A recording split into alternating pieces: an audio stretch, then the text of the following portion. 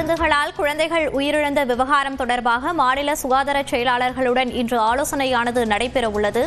கூடுதல் விவரங்களோடு இணைகிறார் நமது செய்தியாளர் சுசித்ரா. சுசித்ரா, விவரங்கள்.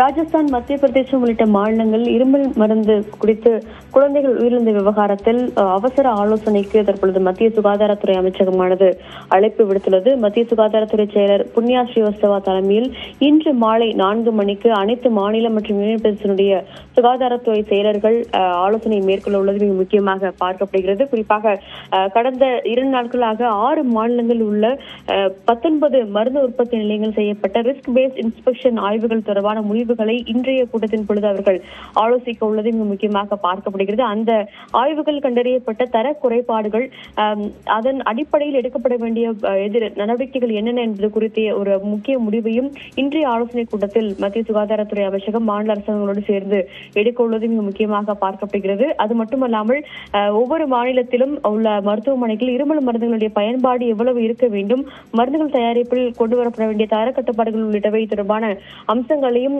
ஆலோசிக்க உள்ளது மிக முக்கியமாக பார்க்கப்படுகிறது. குழந்தைகளுடைய அந்த பலி எண்ணிக்கை மத்திய பிரதேசத்தில் மேலும் கூடுதலாக அதிகரித்திருக்கும் நிலையில் அதற்கும் இந்த இருமல் மருந்து தொடர்பான விவகாரத்திற்கும் தொடர்பு உள்ளதா என்ற ஒரு விசாரணையும் தற்பொழுது மத்திய சுகாதாரத்துறை அமைச்சகத்தால் விசாரணை தற்பொழுது மேற்கொள்ளப்பட்டு வருவது குறிப்பிடத்தக்கது.